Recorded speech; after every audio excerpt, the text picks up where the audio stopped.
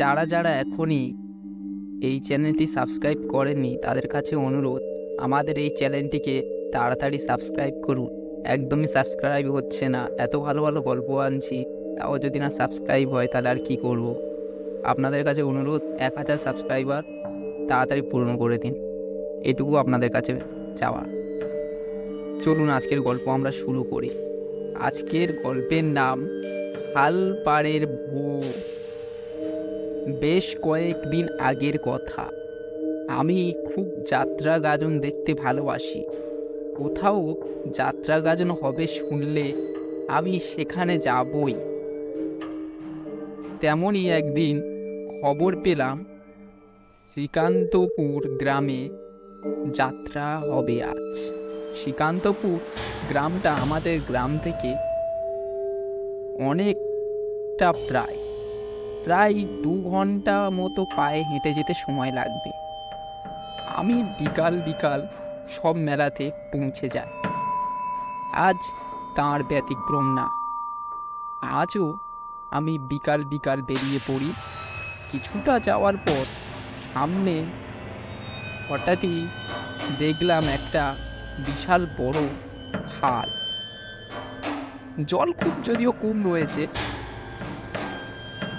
তারপর খালটা পার হয়ে আমি মেলার উদ্দেশ্যে বেরিয়ে পড়ি।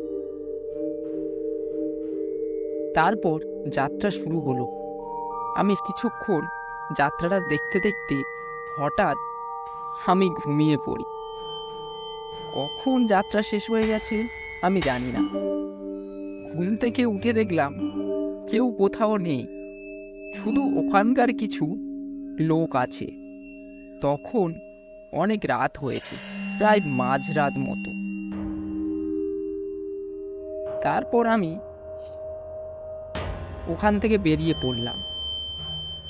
যেই রাস্তা দিয়ে এসেছিলাম আবার সেই রাস্তা দিয়ে বাড়িতে চলে যাচ্ছি। এইভাবে অনেকটা পথ আসার পর আমি সেই খালটার কাছে চলে আসি। হঠাৎই কেমন জানি না, খালের জলের দিকে তাকাতেই দেখলাম কেউ যেন খালের ওই জলের মধ্যে দূরে সাঁতার কাটছে। আমি ভাবলাম এত রাতে আবার কে, 1 হাঁটু জলে মধ্যে কে স্নান করছে, পাগল নাকি?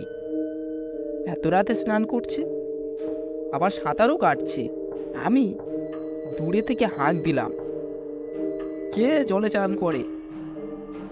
হঠাৎই কে কোথায় যেন একটা মিলিয়ে গেল। হঠাৎ আমার খুব ভয় লাগছে এবার। তারপর আবার দেখি না সে সাঁতার কেটে আমার সামনের দিকে আসছে হঠাৎই। তারপরে আমার সামনে আসতেই দেখলাম সারা শরীর রক্তের জলের মধ্যে গলে যাচ্ছে কেমন যেন।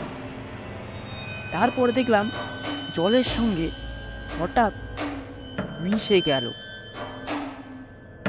কিছুক্ষণ পর সে জলের মধ্যেই অটোমেটিক মিলিয়ে গেল। আমি সেই দেখে ভয়ে কাঁপতে থাকি। হঠাৎ করে শুনতে পেলাম কেমন যেন একটা দূর থেকে কান্নার শব্দ ভেসে আসছে। আমি বুঝতে পারলাম আমার সঙ্গে এত রাতে যেগুলো হচ্ছে তা কোনো সাধারণ কিছু না। আমি নিশ্চয়ই কোনো ভূতের খপ্পরে পড়েছি। আমি সেখানে আর এক মুহূর্ত না থেকে, যেখান থেকে আমি এসেছিলাম, সেই যাত্রা হয়েছিল সেই মেলা থেকে, সেখানে আমি আবার দৌড় দিই ওখান থেকে। তারপর সেখানে চলে আসি এবং বাকি রাতটা আমি সেই মেলাতে আমি থেকে যাই। পরদিন সকালে আমি বাড়িতে চলে আসি।